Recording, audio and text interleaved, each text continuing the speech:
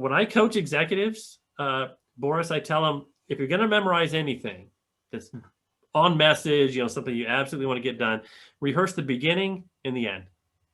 Strong opening and a strong, closing soundbite of 30 seconds or so. Everything in the middle should be prepared, but unscripted.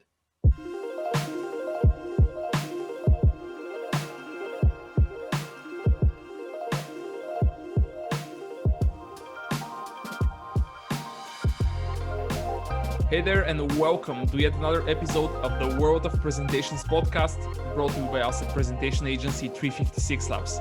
I'm Boris, the founder of the company and your host for this episode. And today we have someone with more than 30 years of experience in speaking, who has coached countless executives on how to be credible and effective when they're interviewed on camera or microphone. He has also been, listen to this one, a talk show host for companies like Cisco and ServiceNow. So without further ado, let's welcome David Goad to the podcast. David, welcome. Let's fill in the gaps. What did I miss to say about you? Oh, you covered it just fine there, Boris. Thank you. It's actually uncomfortable for me to be the guest. I'm usually in your chair. And today I'm playing guest and talking about being a guest. So this is going to be kind of interesting. Hopefully I won't take over your interview. Okay, hopefully so indeed. So you have been a show host, executive coach for so many years. What are some of the most common mistakes a guest will make on a show? All right, you're just going to dive right into it, aren't you? Okay. Well, first let's define show. I think in the world of executive presentations, that means two or more people having a conversation versus you going on camera, looking at the camera and trying to deliver a script or a message. That's a whole different kind of process. But here, it's the advantage of having two or more voices, more freewheeling conversation. And one of the biggest mistakes that I've seen as a host is that people are boring. Boring. Okay. Nobody wants boring. They're not going to listen to the show if you put them to sleep. And there's a lot of things that go into not being boring, but that's like something I'd like to establish right up front for people to think about. Don't be predictable. Don't be ordinary. Don't be the same as every other guest that says the same thing. You have to disrupt a hypnotic pattern to get audiences to pay attention these days. So with that being said, I'd say a couple other mistakes I see is people maybe not as prepared as they should be. I mean, come on, do a little audience research, do a little host research. I looked you up. I listened to your podcast. I read about you. I checked your LinkedIn. I want to see what this guy is about. What kind of questions he usually asks. Is he a tough interviewer or is he throwing softballs all the time, right? So that's one of the things is just be prepared. In fact, something I've done, Boris, when it works and I'm able to do it, I'll ask to speak to a couple of audience members before I do a workshop or a show or something. Can I just talk to some people in the audience? And I'll test out, hey, I'm talking about this solution. How's that work in your world? And I tell you, that's one of the best ways to get stories and get relevant content that the audience will appreciate because someone from the audience actually told you. So I'll look for validation and just pull stories from those sidebar conversations that I've had. And then finally, I'd say, be real. People put on a little bit of a persona sometimes and my speaker voice or just try to be something they're not. And I think today audiences have gotten more sophisticated and they have a more sensitive BS meter. So if they sense you going into a script or something your marketing department wrote, it's like, come on, be real, or I'm just going to tune out. Those would be my three. Yeah. Don't be boring, don't be predictable, and don't be fake. Okay, so that being said, you researched me on LinkedIn, but LinkedIn won't give you the full picture of me, which is interesting, of course. However, did you know, and did you find somewhere, that I'm a diehard Porsche fan? Porsche fan? Yeah.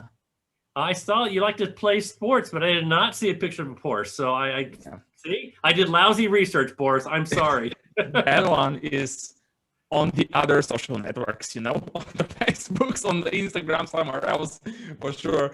Yeah, I'm a diehard. Favorite car brand on your end? Anything? Oh, I'm a Honda Accord guy all the way. I'm like the most boring car driver.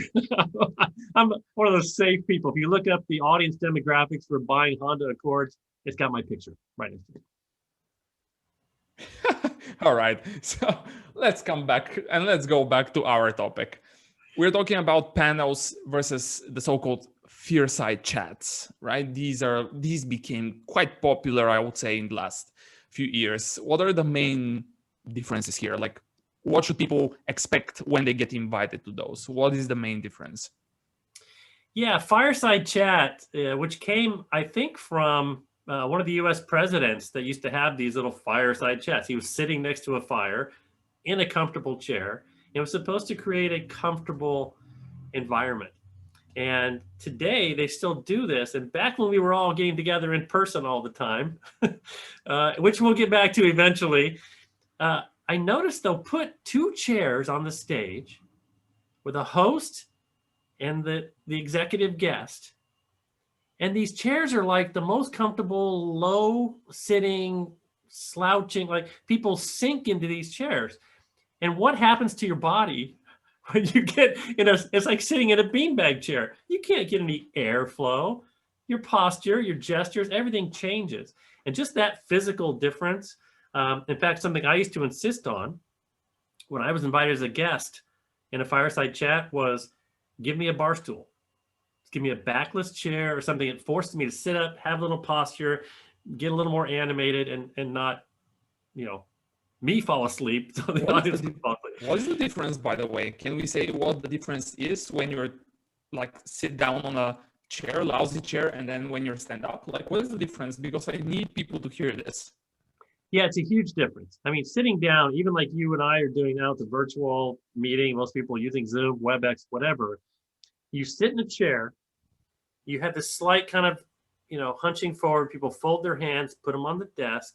So you're leaning forward a little bit, and your diaphragm, all the muscles and, your breathing apparatus that you would use to speak loudly or sing are all compressed. And so you just can't get as much air. Like right now, my airflow isn't the same. But when you stand, the volume increases, there's more coming through the microphone, and your voice just sounds more commanding and credible. So standing, even in a virtual presentation now, if you get invited to a panel or fireside chat, just stand up. Get one of those desks that rise up and put your laptop and your microphone right in front of you and use all of that. Because the other thing I noticed, Boris, when people stand, they naturally gesture more. And in a video, that even makes a difference on how interesting it is visually for people to get your body into the action and have occasional hand gestures which I'm doing right now as I talk to you, but nobody can see it. This is audio only, but I'm telling you right now, I'm all over the place because it gives me more energy, which ends up reflecting in my voice. And the voice does drive the experience. Even in a video, whether it's audio or video, voice drives the experience, and you need air to have a powerful voice. Okay, what else is different in the panel? By the way, I didn't know the history behind the Fearside chat. Didn't know that it's coming from there. Like, I had to do my own research, obviously, so on that one. So what else is different on the panel versus the Fearside? Yeah, I think it's Franklin Roosevelt, but don't quote me on that. I'm going to go research it afterwards too. Yeah, and so fireside chat is more of a one-on-one. The panel means you're with a couple of other people. Usually it's 3, sometimes 4. They don't go much more than that. If you're on a stage or even in a webinar, it's you and 2 other guests. So the biggest difference there is you're sharing time. And you want to be an expert that has your own time on that panel, but also have a conversation with the other panelists. So just like I would research the host, research the audience, research the other people sitting right next to you. Because from an audience perspective, if you sound like you're listening, they're going to like you more. Instead of just launching into your rehearsed script, you say, wow, I really like what Boris said about that. In fact, that reminds me of something we're doing, right? Or Boris mentioned this earlier, so I wanted to return to it. You're kind of like, you're connecting, you have a little connective tissue between you and the other panelists, and that just makes it feel more conversational. And as a host, when I did my talk show, I love to get the panelists fighting with each other, right? Ask some kind of a controversial question or something to make them debate, because debates are interesting. Why would you have multiple people? Because you want to have multiple points of view. So let them express it, and you don't have to be, as a host, even asking a question to each panelist. Encourage them. So as a guest, for me to help prepare my host, I'll say, do you mind if we insert a couple of conversational bits where I can talk to the other panelists? And most hosts are like, yes, thank you. Less work for me to make it interesting. And so that really works. Yeah. So on the question you asked me about how to be unforgettable as a panelist. Let me just throw a couple of other things, and you can interject, and if you have a reaction to any of these. But one other thing I like to do is I'll prepare the questions. I want to help. I've been a host before, so I'm going to help the host out. If I get a list of 6 or 7 bullet points, like you're helping them do their job, but you're also helping to steer the conversation. So you're giving the host something that's going to help pull out the best in you. So do some work on that. And my little extra tidbit on how to not be predictable: give the host at least one juicy hardball question that they can ask you. One that you haven't answered. All right. That being said, if that's the formula, if you wish to success and becoming an unforgettable host, let's get your way here. If we have to go with a hardball question, what was the biggest risk you ever took as a host or as a guest? Ooh, hardball. Okay, biggest risk I ever took as a host or a guest. Well, as a guest, I take risks with humor sometimes that don't work. Like if the situation is tense, sometimes I'll throw a joke in because I want to lighten the air, but sometimes it just needs to play out as a drama and not have any comedy in it. So those are some of the risks that I take sometimes, but 4 out of 5 times it kind of works, and people appreciate the energy from it. But I say as a host, that's an interesting thought, Boris. I was a host of a show at Cisco in front of several hundred salespeople. And I had the opportunity to interview John Chambers, who's well-known CEO for like 19 years in Silicon Valley. It's unheard of. He was a very successful CEO at Cisco. And John, in our prep before the talk show, he comes back in the room. He's got his makeup person and his script person and his admin. And he's, okay, I'm going to sit here. Give me my Diet Coke. You read me the questions. And it was all a very formal procedure. And I got my questions approved. I had like 6 questions to ask him.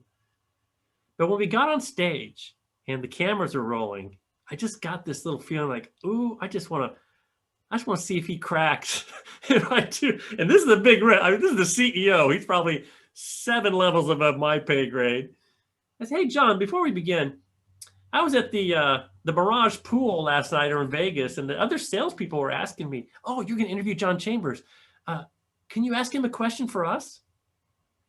And as soon as I launched into that, John got this look on his face like, dude, we didn't rehearse this. And I knew it was a little bit of a risk, but I also knew this guy is such a master that he'd be able to handle the question. And the question from the salespeople were, hey, John, now that you're leaving as CEO and giving it to Chuck, are you still going to help us close deals? Right? And John heard that question. He got up out of his chair. He got all excited and animated. And it took it out of the predictable mode and injected some energy that was just really great for the interview. Yeah, that unpredictability, I think, is big deal. I mean, it is big deal for both sides. So moving on to talking about and discussing, hey, panels, fireside chats. There are obviously a lot of moments where the panelist or whoever moderates this thing can kind of shoot a very, very tough question. Like, how do you handle, as a panelist, especially, how do you handle a tough question, having in mind that you have 700 people in front of you, and yeah, you should do it right. You should handle it correctly, right? How do you handle that? Right. So tough questions. How do you handle? Well, talking about questions in general, just a bit. I'll get to the answer there, but you want to answer real audience questions. So if you can prepare that or prepare the host, your host should have some insight already to their audience. Right? You just ask them, hey, what is your audience? What's on their mind now in this topic area or this umbrella subject? What do you think they care most about? For example, when I did the talk show at Cisco, it went out to 18,000 salespeople worldwide. And I would do a launch show. So it was like the Tonight Show for product launches. I would have the head of sales and the head of that product division on the show. And maybe there's a new security firewall being launched. And I had the head of sales back in the green room, putting on makeup, doing all that stuff. And that's a nice, relaxed time to have the script question conversation. I said, I'll just call him Bill. That's not his real name, but I said, Bill, so is there anything on your team's mind that if we don't answer that right away, they may not listen to anything else you have to say? Like what's really on there? He goes, well, yeah, we hadn't really worked out the compensation from the channel thing or whatever, and they're going to be concerned about, how they get paid on this and that. I said, okay, tell you what, let me ask you that first, just to get it out of the way. And then the audience will appreciate it because they'll see me as the host acting like a skeptical audience member. And then you having to answer it. And I'm telling you now because I want you to be prepared. And I want you to look good and sound good on camera. And so he played along, and it was a little choreographed thing. But he goes, oh, you're going to ask me a hardball question right away, right? Okay. We are working on that, and we're planning to have it done. We have a committee and a task force and this and that. So we had an answer, and I could just feel the audience have a collective sigh of, good, this is real. This is the real conversation. It's not the typical BS I hear from corporate executives written by their speechwriter. And it's not something you and I just did. Okay, I'm going to go ahead and tell the audience what we did. I told you to ask me that hardball question. That's true. We just have to let's be honest. Let's be real here. But I want to demonstrate it for people that it's good to have that feeling like the audience is being represented in the show. So that's a good thing. I'm going to come back around to your tough question thing just a second. But I think it's also important that when you answer any question, have some little stories ready. Like a little 1-minute story. You can give the data, but you can also bring the data to life with a story. We're talking about, situation, what was the challenge, what did I do, or what was the catalyst for action, and then what was the result. It's like the classic, if you're writing a case study, and you can condense that down to little, story bits. So instead of answering the question with data, you say, well, let me illustrate it with a story. And audiences just respond to stories. They remember stories.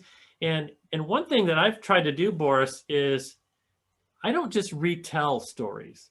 I try to relive it, right? Which means put myself back in there, feel the emotions, the shock, the drama, the terror, whatever it was happening. And one way to do that is to use dialogue. So instead of and he said this, and then she said that, and then he said that. No. She said, David, I don't know what to do. I told her, it's all right. You're going to come around eventually. I'll find ways to help you. So see, that's a dialogue where I'm doing both characters' dialogues, and it brings the story to life. And then stories are actually the heart of a great speech or presentation. So with that in mind, now I'm going to answer your question. Because it was a tough one in first place. Yes. Tough. You had a tough question about tough questions. Exactly. Here's the biggest mistake I hear people do. And just because it's a cliche, when somebody asks a tough question and you want to buy time, what do people say? Hey, great question. Hey, great question. Hey, great question. I don't know how, if you think back, executives still do. I don't know if some coach out there is telling people to say, hey, great question. But it's such a cliche, doesn't really mean anything. It's like a qualitative response to oh, that's a great question. The other question sucked, but this was a great question. It's like, it just doesn't do anything other than fill the time. So instead, what I try to do if I get asked the hardball is paraphrase. So I hear you asking about this. Is that correct? Right. And I'll change the language just a little, like 10%, not totally rephrase it. And then you wait for the host to say, yes, that's exactly what I meant. Or they make an adjustment. Say, well, yeah, kind of that's what I meant, but it really this. And so as a guest, what have you done? You bought yourself time. You even took a drink, did whatever it takes to give your wheels a chance to start moving in your brain. And so that's a much better way. I've heard hosts do this a lot. If you want to keep a conversation going, you wait for your guest to finish their sentence, and then you just repeat the last 4 words and wait. So somebody finishes their sentence, and that's how we're going to launch the product in October. Launch the product in October? Wait for it, right? And you pause, and then the guest is like, that's a cue. Oh, you want me to keep going or justify that or something by the tone of your voice. So hosts do that a lot when they don't have another question. They'll repeat the last 4 words and make you keep going. So you know what I do, Boris? Turn the tables back on the host. I'll repeat the last 4 words of their question and make them go into more depth and give me a little more explanation on what that means. Again, just means I'll have a better answer. I'll have a little more time to think about it. And it starts to, just be more in sync with what the host is really trying to ask. So I don't know if that's helpful. Have you seen that trick before in interviews? Yeah, I think it's rare to see those. However, I wanted to go back, probably just say that at the beginning, everything that you said up until now just mentioned so many times: preparation, understanding who is going to be on the panel, understanding the audience who is going to listen to this one. My feeling, unfortunately, with panels and fireside chats, I don't know why that word is so complicated for me right now. Like, why is it so hard? Okay, but what I see, you can have a lot of fear in a fireside. So I understand it's a Fearside chat. That's the one. But at least the conference that I have been to, moderated a few on and on.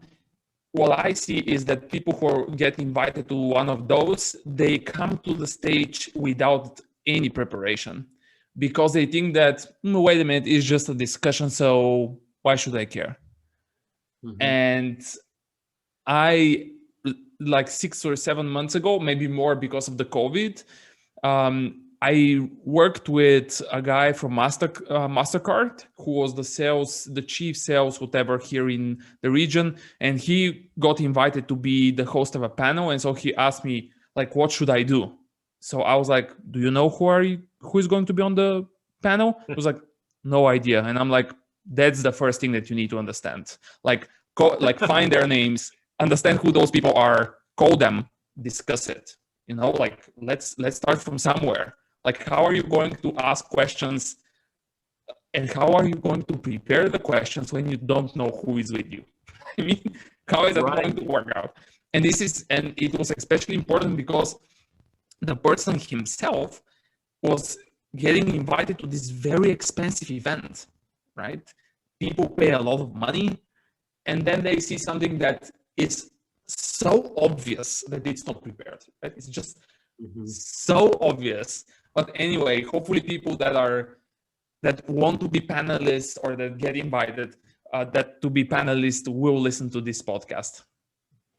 Yeah, I think you're absolutely correct. I've seen the same thing, and it can really be a train wreck when there's zero preparation. However, what's happening is people want to blend a little bit of prepared, but they want a lot of organic conversation. That's why a lot of hosts will say, no, I'm not going to give you the questions in advance. I want you to show up and you're just supposed to be an expert in whatever I ask you. And what they're doing, that the reason they do that, I'm sure you've done it, I've done it, is you don't want the person to come to you with a memorized answer. I don't want you writing a script because then it feels like you're reading a script and that's boring. So instead, having a partial list, like a bullet point question outline, like here's 5 things to ask me about. I'll be generally prepared on that, but I'm not going to script an answer for it. So here, but when I coach executives, Boris, I tell them, if you're going to memorize anything that's on message, something you absolutely want to get done, rehearse the beginning and the end. Strong opening and a strong, closing soundbite of 30 seconds or so. Everything in the middle should be prepared, but unscripted. Because it's just hard. I know it's hard for even professional actors have a hard time reading a teleprompter script and making it sound natural. I mean, I've developed some tricks for that. I can do it.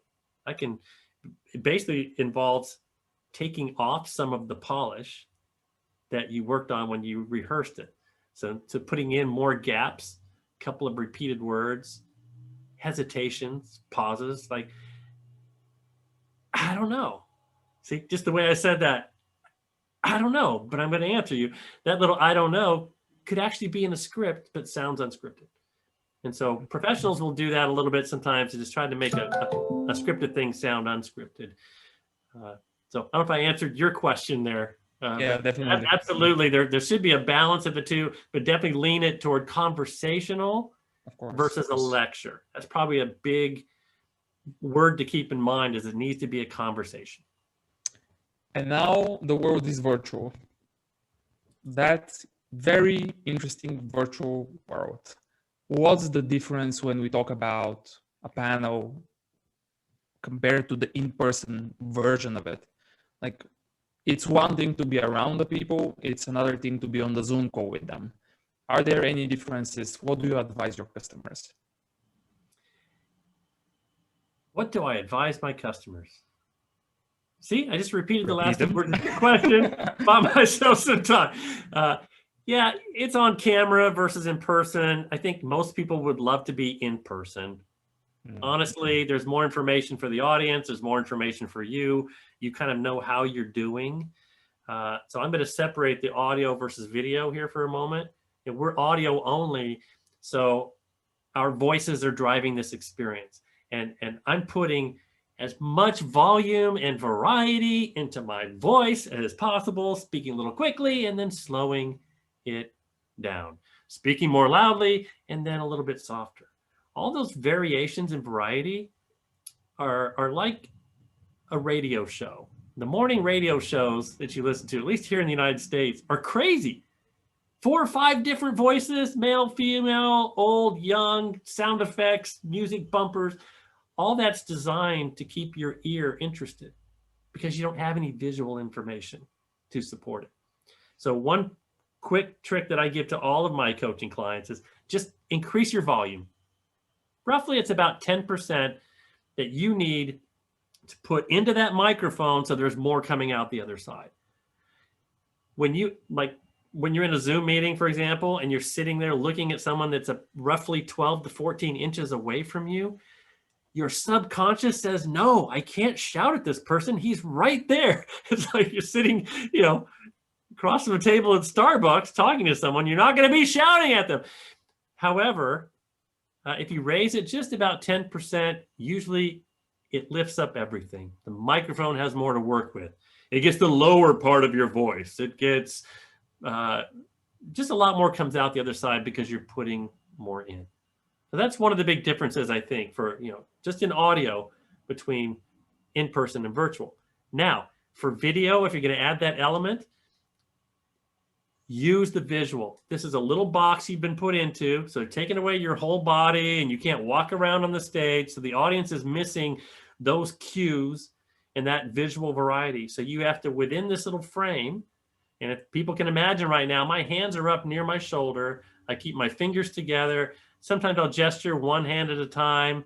I'll show you a little bit. I'll show you a big amount, moving the needle. Not going to do that anymore. Those kind of things you would say with your hands would naturally just get into the act.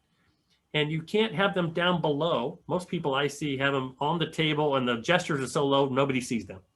And all we get is what we call a talking head, which visually is very static and can get boring very quickly. So get all in there, make eye contact with the camera. I mean, there's lots of other visual things. I won't go into all the details now, but this is what I do as a coach, is I help people with those little nuanced things that will reinforce their voice, be in sync with the message, and make sure the audience hears each word that you want to emphasize. You see right there, I'm punching my fist together. Well, nobody can see that, but I'm emphasizing it with my voice, face, everything all kind of working together.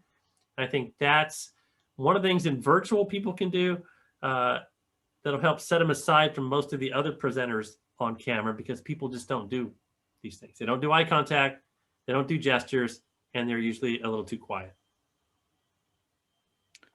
One interesting one, by the way, I don't know, but in the last 10 episodes, or maybe even more, the people that are listening will tell me probably in the comments where they find the podcast episode on any social media. For some reason, I still cannot control myself to say the word interesting so very often, which is, I don't know. Anyway, now that I have said it out loud, you guys that are giving me feedback, first of all, thank you so much. And second of all, I understand. I'm working on it, okay? I'm working on it. so I'm working on it. So I wanted to ask one specific thing that's about the virtual world, especially for the executives that you work with. Having in mind that those guys and those people are like top, like they run organizations that are super, super popular, with a lot of people inside. A lot of people will potentially get to see that panel. Do you also advise them to level up or to upgrade or to somehow get better microphones, better cameras? Like, what is the case there? Oh, wow. Yeah, that's such a challenge now, because Boris, you and I and everybody else got forced to go work in our homes overnight back in March. The whole world did. And my business actually improved because I was already specializing in helping people on camera. So suddenly the whole world was on camera. And there was a run on webcams, ring lights. I mean, all the stuff that YouTubers have been using for a long time, suddenly we're out of stock because people are like, oh no. And it does make a difference. It does. And you can spend anywhere from $50 to $500 on a microphone. And there's minute little differences between them. I'm a fan of not spending a lot of money. Try out the basic stuff first. Even a $50, $60 US dollar microphone plugged into your laptop is going to give you 50% more richness than the little tiny condenser mic that they build into the laptops aren't built for being studios generally. And so having an external webcam as well, more focus, it'll deal with the light differently. I do invest in a couple of lights because one of the mistakes, people, they just show up in the dark or they have harsh shadows on their face. And this is all video production technique that I will do a home studio tune-up with my clients first. Okay, here's your posture, frame it up, look in the camera, light it up, plug in the microphone, all those things, the background.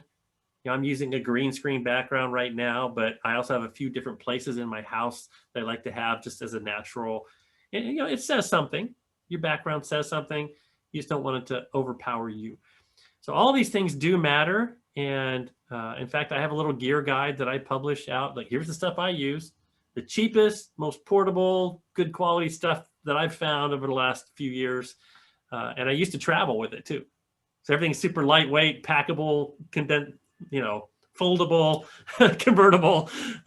There's just so much great equipment out there. And so I think I answered your question correctly that yes, especially a microphone, if you buy anything first, it's a better mic and one little ring light that goes straight onto your face that helps fill in all those things that aren't that attractive. Hides the wrinkles too. Where have you published that? You said that you have published it? Yeah, on my website, davidgoadspeaks.com, I have a list of the workshops and my coaching services and things. If somebody reaches out to me there, I'd be happy to send them my gear guide. So you can send an email to davidgoadspeaks@gmail.com or find me on LinkedIn. I'll be the David Goad that pops up first, I promise you, because I'm all over it. And I also publish a little show called The David Goad Show where I do video tips for people on this topic. So So usually they're 2 to 3 minutes long, and I'll just deal with, like I did a video recently on how to read a script and make it not sound like reading a script. And people are like, yes, I need that. So you'll find those kind of tips too if you want to follow that there. Brilliant. Now that we're saying all of that, you know, a lot of people in the world of business, in the world of also presentations. Who should we get next? This is a podcast for presentations. Someone that made an impression on you. Who should be here next? Who should be here next? You know who I follow, and someone I just recently connected with him on LinkedIn, is Mark Bowden, who is one of the leading body language experts. And he does a show with 3 other experts, and they analyze some of the presidential debates and things. But he's really good at analyzing body language and how it can either contribute to or take away from your virtual presentation. So I've learned a few things from him, and I highly recommend it. It's Mark, Bowden. Mark Bowden? Yeah. Bowden, yes. He was actually on the first season of the podcast. However, unfortunately, the recording with him was not that great. And it was my fault, not his fault. It was my fault. So, by the way, Mark will be part of our conference, which is coming up in April. Have you seen Chase also? Chase Hughes, who is on the second guy on the behavioral panel. Yeah, those guys are all fantastic. I love it. Yeah, definitely look them up, and that's someone I would recommend. Okay, so I probably need to re-invite and invite Mark again to re-record this. I don't know. Okay, if you are saying that he should be the next guest, I'll definitely reach out to him again. Yeah, they are great, and they really share incredible things related to body language and nonverbal communication in general. These guys are really into that subject, like really. Okay, David, we have talked a lot about panels, about fireside chats, not Fearside, right? Fireside chats. So you mentioned you mentioned the videos, the LinkedIn, your website. What is it LinkedIn? Is LinkedIn the best place for people to reach out and connect? Yeah, I'd love to connect in LinkedIn and share stories and content there. And that's a great place to start. Or davidgoadspeaks.com. Real easy to remember. You'll find everything there as well. Okay, and where are the videos? Are they on LinkedIn, or are they on the website, or are they on YouTube? YouTube channel. Look up David Goad Speaks on YouTube, and you'll find that. And there's a playlist called The David Goad Show. But I plug those into LinkedIn. That's primarily where I record videos. And what's interesting to me is, a lot of people, you know this, Boris, people will be listening to your content for a long time before they reach out and ask for coaching or ask you to come and speak. It's very common. I'll post a video, and then I get a private message that always says the same thing. David, I've been watching your videos for a long time and finally decided to reach out, right? So always that. So people are listening and they're processing and getting some value out of that. And I try to just give away as much value as possible, knowing that I'll eventually get hired as a coach because people have a big presentation coming up, or they get invited to be on a panel and the stakes are really high. And I invented this service called Speech 911, which means I got something coming in the next couple of weeks. I need urgent help on scripting, performance, how to handle role-playing the questions. And I'll just get executives ready. Sometimes a media interview, but most of the time it's a all hands presentation or a big user conference or something. And I'm a specialist at all of those things, and between the scripting, performance coaching, and the whole, I'm an end-to-end kind of coach. Brilliant. And hopefully most of the times it will be for a request for the upcoming weeks, because if that is the case always with you, that's great. I mean, otherwise people are like, I have to be on a panel, but it's tomorrow. So can you help? I would take that one. I don't care what time zone you're in. I love that urgency of, I'll find something. I'll help you get there. I had a startup CEO, a younger guy who, brilliant engineer, but never really got trained to be a presenter, and he would kind of sit up there tapping on his laptop and going through, and so I coached him remotely. He brought his laptop, stuck it on a chair, so that it was like me, the coach, sitting in the front row. Literally, he put me in a chair in the front row on his laptop. We opened up the Zoom, and I was coaching him on stage and telling him, giving him advice. That's the world we're in now. You can do it from anywhere. And of course, I'd much rather be there in person. But now, if you're going to teach people how to be better on camera, you need to do it on camera. You have to feel this whole experience and see where the limitations and the opportunities are. I completely agree with that. So all of the links, the YouTube channel, the website, and your LinkedIn profile, I'll make sure that we put it in the show notes so that people can find them very, very easily. So thank you so much for joining. That was a blast. I was expecting, by the way, to be completely honest and transparent with everybody so that we are authentic again. I actually, before I hit the record button, I was in the other room because we had these emergencies. And I was like, I think David will do some really crazy, unexpected things during the podcast. I really need to be focused in the next 40 minutes. I was like, I feel nervous a little bit because it may get like crazy unexpected because of our initial talk. And I was like, he probably prepared something for me. I don't know. But anyway, it didn't happen. Probably the next time you test me out in some brutal way. Who knows? But thanks for stopping by and thanks for joining this podcast. It was a pleasure. Yeah. The closing comment is don't be predictable. That's my last little soundbite. Unpredictable is so much more interesting. And I think that's what most hosts are looking for. I think that's what most audiences will tune in for and stay for. So don't be like everyone else. Be unpredictable. Brilliant. Okay. I will share absolutely everything. Everything will be in the show notes, obviously. We can obviously talk about the topic for hours and hours. So if anyone who is listening to this podcast has a question, just shoot a message on any social media platform and I'll make sure that I'll tag David and we'll both answer your question, okay? So in the meantime, visit 356labs.com also to see what we are doing and how we can help your company do and prepare and deliver truly effective presentations. And don't forget, of course, our conference Present to Succeed. This is the biggest presentation skills event in the world. Probably we have to have David for the next event for 2022. David, what are you saying? Are you in? I'll give a qualified yes right now. All right. Here we go. We'll make it happen. Here we go. Thanks for listening. That was unexpected. So thanks for listening, everyone. And in case you found this episode useful, subscribe to the podcast and why not even leave us a review on iTunes or share it with a friend. We would appreciate it.